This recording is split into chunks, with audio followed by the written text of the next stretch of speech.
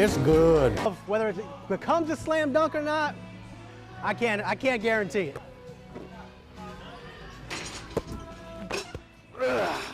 Management here at Buffalo Wild Wings says the kitchen's already busy as they're expected to make 3,000 to 5,000 of these right here. Each rider gets about 8 cases of beads just to start with. That weighs about 27 pounds. Do the math. It gets heavy fast. One of the other cool experiences in the house is in this very room. It's in the attic, and Debbie's kids won't even come up here. They say they hear footsteps when no one's around.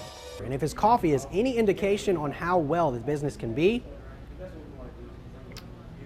it's gonna be good. Some were good at jumping today, but I needed a little practice. Whoa. This farmer's market has a few things that sets it apart from the rest. And although we're not quite at peak season just yet, Kim's is already boiling between 800 and 900 pounds of crawfish per day. Now, Hummer plans to introduce a queen bee cell to these hives that you see here behind me in the next couple days. Black says that the business is great and the dream come true is amazing, but mingling with the community and meeting others that are as passionate about local business is what makes this opportunity so sweet for her. And it's just really delicious. Chris J. is with the Shreveport-Bossier Tourism Bureau, but he's also a notable foodie.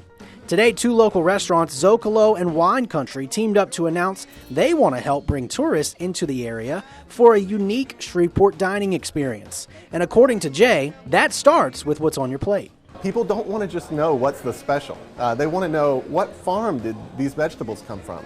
And that's exactly what restaurant owners Jack Touchstone and Jason Brady want to give visitors to Shreveport-Bossier. During peak season, nearly 80% of everything on your plate comes from a local farmer or vendor, and that brings a lot of money back into the local community. Plenty of restaurants that write a check for $4,000 a week for one truck to drop off all their groceries. So when you whittle that down to $1,000 for that truck, you're putting $3,000 back into the local community. And according to tourism experts, 30% of travelers base their destination off of food and drinks. One of those drinks that's drawing people here to Shreveport and Zocalo, the Gemini Martini.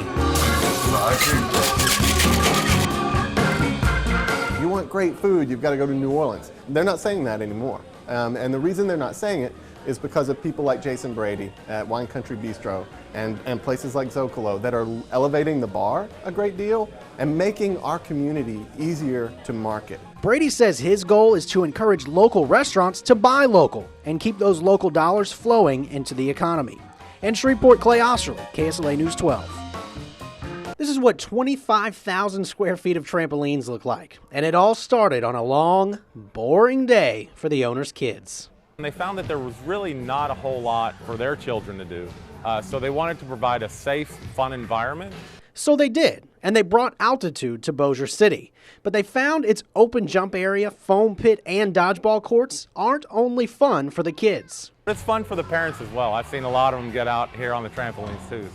One of those parents is Blake Hull from Florine, Louisiana. He says this park couldn't have opened at a better time than spring break. And they can get out and be active in the environment and just not instead of laying up at the house. And he appreciates the safe setting altitude offers.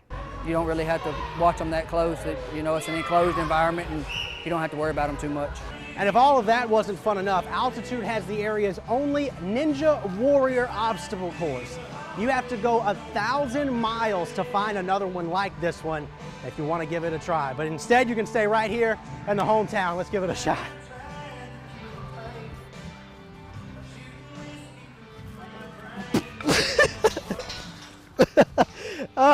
In Bossier City, Clay Ostarly, KSLA News 12.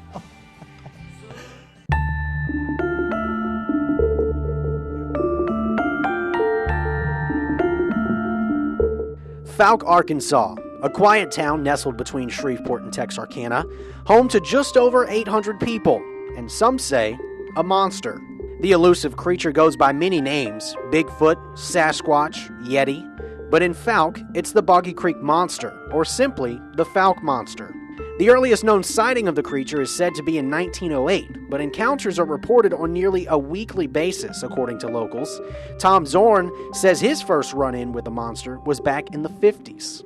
That night, 10 o'clock or so, something comes up the drive. Crunch.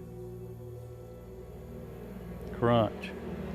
By the third time he had stepped in our drive, I said, "Mama." She was on the back end of the house. She heard me. She says, "I hear it." These footsteps draw closer and closer until Tom knows there's something right outside his house. As he gets by the first window, I've got the pistol pointed at the second window and I can't see my hand, it's so dark. He gets to the second window, comes down with his foot, boom. As that foot hit, I fired 3 rounds. Total quietness, everything outside is silent. We're hearing no breathing, no screaming, no running, nothing. Another encounter comes from a man who now tries to find the monster. William Lunsford says when he was a teenager walking down this very road, he saw something quite strange. This thing is over on the side of the road, and he is squatted down, and he's got a limb in front of his face. Well, he stands up, he lifts this limb, and then he keeps standing up. Lunsford stands frozen in fear. And he looks at me, and he starts just wobbling. But you can see his eyes. His eyes are just as black as coals. He's sitting there like he's reading my mail. And I thought, oh my gosh. I knew what I was seeing. He sits here for a minute, he teeters, and then just that quick. In 2 steps, he was in the woods. He eventually got the courage to come back to this location and says he knows how to engage with the monster. He says it likes to mimic the sound of rocks clapping together, and strangely enough, as I was trying to shoot part of my story, we all hear a sound similar to that in the distance. The 2 men are standing right next to the camera, which you will be able to hear.